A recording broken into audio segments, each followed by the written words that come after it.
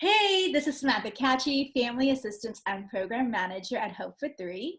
In today's TeleH.O.P.E, we're going to dive in another resource from Hope for Three's resource page. Joining me today is Chani Stewart with Bellaire PT.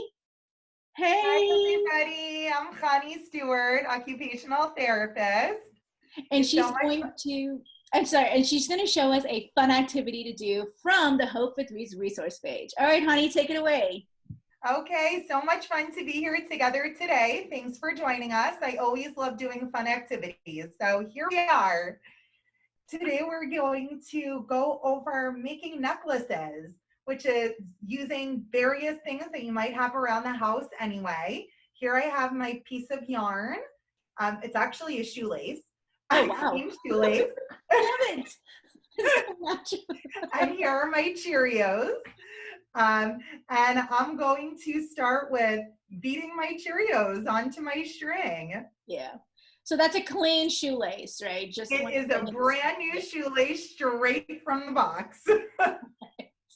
Now, if you don't have a shoelace, is there something else we could use? Most definitely. Pipe cleaners work really well. Any kind of string or yarn works really well.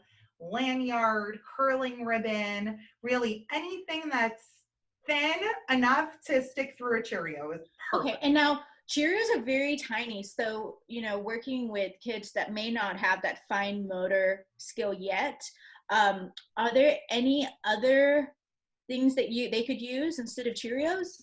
For sure. So the way I like to think about it is the larger the object, the easier it is to pick up. Okay. And the larger the hole, the easier it is to string. Okay. So using larger things to pick up, great idea would be Fruit Loops or that kind of size, which is just larger than Cheerios.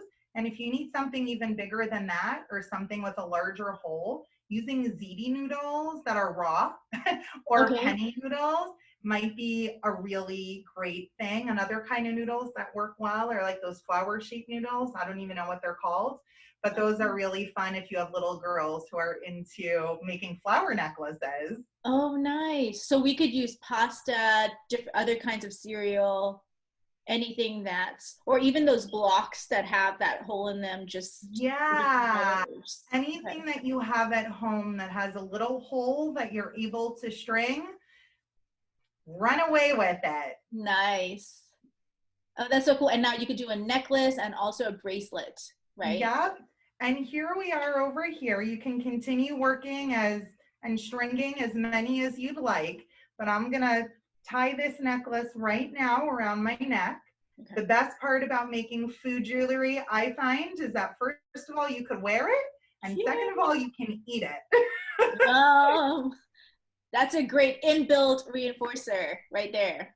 For sure. And by cutting string of different sizes, you can actually make bracelets, multiple necklaces of different lengths, and you could just make it into whatever it could possibly be. Nice. Oh my gosh, honey, this is amazing. I really like it. And I like that it's so practical because right now when people are going to the store, if they see a bunch of extra pasta, you can pick up a bag and then, you can keep that. And then with the pasta, you can recycle, right? So, because they're not going to eat it right away.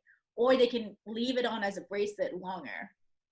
Totally. No, that's awesome. Now, another fun way to expand this activity is if you want to do painting pasta one day and then use that pasta that you painted for making jewelry the next day, that turns one activity into two activities. Oh my gosh, we love that. We love one activity into many activities. The more activities we can find to fill the day, the better. That's right. Before we have to go, I just wanted to see, is there any other advice you would like to give our autism caregivers? Sure.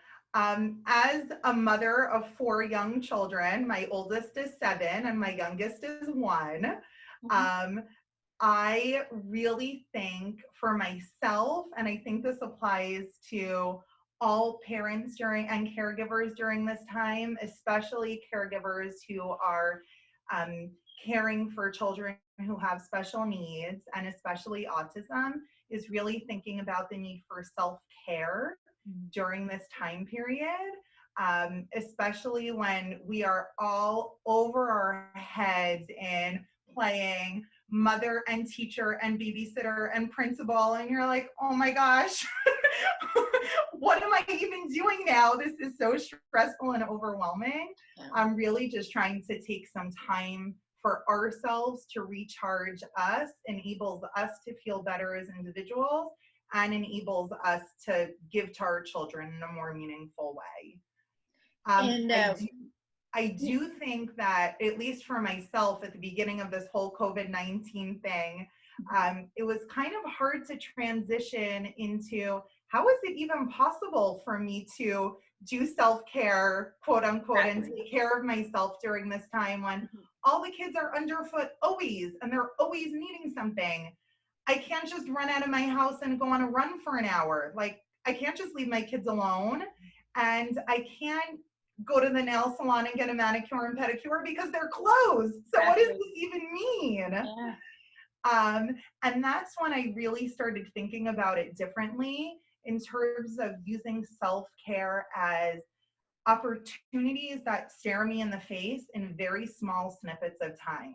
So even walking onto the back porch and taking a few breaths of fresh air, enjoying looking at the butterflies and the greenery, and then coming back inside. Or sitting down with a cup of coffee for 5 minutes and enjoying it myself with trying not to share with my children.